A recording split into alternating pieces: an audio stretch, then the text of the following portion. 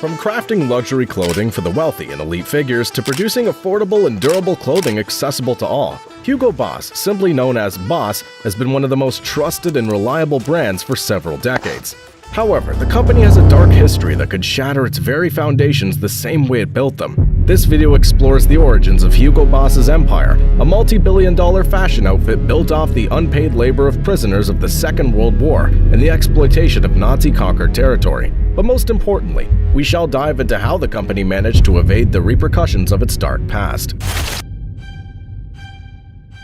The 8th of July, 1885 might be a regular day in human history to most people, but to a select unfortunate few, it marked the birth of the most dreadful master and businessman they would ever serve. Hugo Boss was born on this day in Metzingen, a town popular for its booming textile industry, to Louise and Heinrich Boss. Hugo was the youngest of 5 children, and since his only sibling who survived infancy was a sister, he was chosen as heir to his parents' lingerie shop.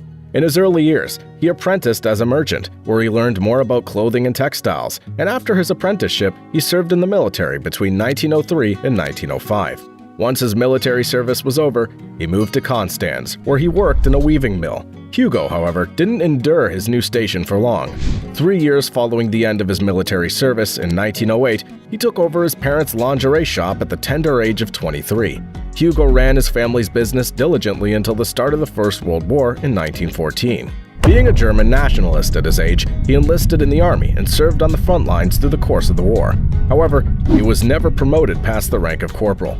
Hugo took a more ambitious initiative when he continued to run his family business after the war. He decided to start his own clothing company. In 1924, the clothing company known as Hugo Boss AG, named after Hugo, was founded, thanks to financial support from 2 other manufacturers from his hometown. The company was quickly able to employ 20 to 30 workers who manufactured jackets, work clothing, sportswear, and raincoats by hand.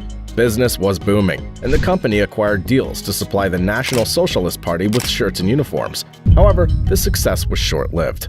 Thanks to the Versailles Treaty and the League of Nations, the winners of the First World War, Germany, lost all of its international colonies, 10% of its original territory, and billions of dollars in reparations. The country faced a significant economic crash, which was only made worse by the Great Depression. Germany's national debt was on the rise, and the country's currency, the marks, was losing value. Boss's customers could no longer afford its products, and its sales plummeted. Hugo Boss's clothing factory was facing bankruptcy in 1931 and the imminent closure of its company. However, negotiations with the factory's creditors that same year kept the dream alive. Hugo may not have had the means of production he had when he first started, but he was left with 6 sewing machines that kept the business afloat for the time being. The year 1931 saw a lot of significant events in the growth of Hugo Boss as a company. From almost filing for bankruptcy to working with just 6 sewing machines to joining the National Socialist Party, the Nazi Party for short. At Hugo's hearing during the post-war denazification progress that year, Hugo Boss declared that he had become a member of the Nazi Party because it promised to do something about the rampant unemployment that ravaged the economy. This move by Hugo saw his company receive orders from the party to manufacture and supply them with uniforms. This became the salvation of the company. To many, Hugo only became a Nazi because he saw an opportunity for growth in the Third Reich. However, others believed he genuinely believed in their cause.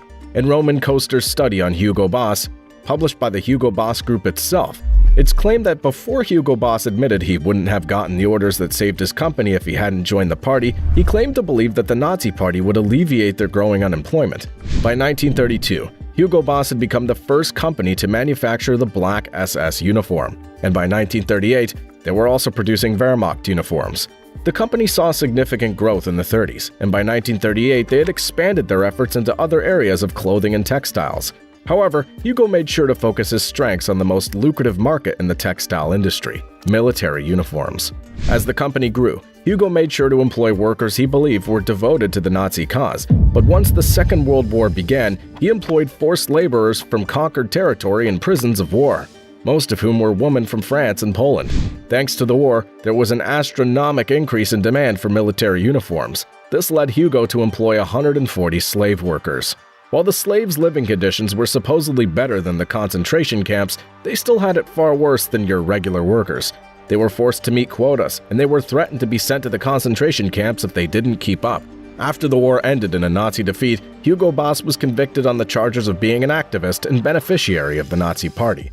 However, During the post-war trials in 1946, Hugo appealed to not being an activist, but a mere supporter because of his company. His appeal was successful, but he was still banned from owning a business, so his son-in-law, Eugene Holy, took over the business. Hugo Boss eventually passed away on August 9, 1948, at the age of 63. The company took a massive blow after the World War and Hugo's denazification progress. However, things started improving when Eugene took over. By the year 1950, Hugo Boss had 128 employees, a number that continued to rise after they took their first order of men's suits. At the time, the demand for uniforms was almost non-existent. There was no war, and the Nazi Party, which was the company's main contractor, was disbanded. This led Eugene to steer his efforts towards something with a little more class that would satisfy Hugo Boss's target customers. So they went into the manufacture and supply of suits. In 1969, after a successful run at the head of the company, Eugene Holy retired and left the company to his two sons, Jochen and Uwe. The two brothers brought significant change to the company's sales and its image. They had an ambitious goal: to sell clothes internationally, a dream that was soon realized through different strategies in marketing. The brothers first began selling suits in a wider range of colors, then improved on the quality of their fabric by getting sturdy material made in Metzingen by textile makers Ganslin and Volter. While their suits may have been priced above average, they were cut in a youthful and more fashionable style than other German clothing brands. By the end of the 1970s, they were outperforming their German competition. Hugo Boss's high-quality suits made of Italian silk, linen, or cotton were different from the traditional German style. However, their cutting-edge designs, proper advertising, and product placement made the trendsetters among businessmen who sought styles that fit their roles. They were in vogue, and they were conquering Europe. Following their success in Europe, the brothers decided to cross the Atlantic and introduce their fine clothing to America. However, the brand was met with skepticism when it hit stores in the United States in 1976. As a quick response, the brothers introduced the Boss brand in 1977, and garnered popularity by making fit and handsome men like Sylvester Stallone the face of the brand. They also began sponsoring motorsports and Formula One racing to give the brand a bigger international presence. By 1980, the company had crossed the 100 million Deutschmark sales mark, about $51 million. Their brand represented the look of a successful professional with a touch of macho. By the mid-80s, the company had expanded to make cheaper and more affordable clothing for youngsters who couldn't afford their trademark clothing. The brothers also sought to make the company's image a little less associated with masculinity and diversify even further. So by 1984, the company had obtained a fragrance license, which led to the production of their first perfume product, Boss No. 1, which was a huge success. A year later, the company was listed on the German Stock Exchange, and a year after the initial public opening, Hugo Boss was worth more than the rest of the German men's clothing brands combined. By 1987, the company had grossed about $250 million a year, and almost $500 million by the end of the decade. At the end of the decade, in 1989, the Holy brothers sold the majority of their shares to a Japanese group known as the Leighton House Group. It was a lucrative deal for the brothers, as Hugo Boss was at the peak of its success. However, they had little say in the management of the company, so the trade marked the end of the Holy era at the helm of Hugo Boss. The 1990s marked the end of the yuppie era, characterized by flashy consumption, and consumers moved towards more modest clothing. This could be thanks to the economic recession of 1992. Consumers had to cut back on expensive clothing. At the same time, personnel costs rose, and the Italian lira saw a marked increase of 20 to 30%, making Italian labor a lot cheaper than others. This meant a huge price advantage for Italian designers. The result? Hugo Boss's stocks traded at less than half the price they traded when the Holy brothers sold their shares. The company's new owners weren't going to watch their big investment go down the drain like that, so they employed someone experienced to steer the company at the front. They hired Peter Littman as the new CEO. The 46-year-old Czech then moved to add 2 additional labels besides the Boss brand to make a more sophisticated marketing approach, and also to soften the brand's bossy image. The first new brand was named Hugo, which dealt with making trendy fashion for young professionals. The second was named Baldessarini, after the company's chief designer. Its main purpose was to sell exclusive fashion to the financially independent who could afford the luxury. The 3-label idea became a huge success, and it was propelled further by Littman's idea to outsource labor to other countries. They were able to cut costs and maximize profits, despite recording low sales. Their profits jumped by 74% in 1994.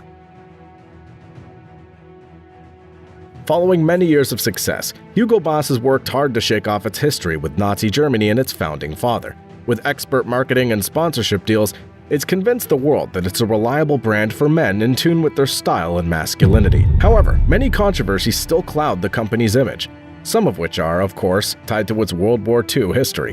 For example, in 2013, during GQ magazine's Men of the Year award ceremony, popular comedian Russell Brand was thrown out of the aftershow for his remarks against Hugo Boss, who happened to be sponsoring the event.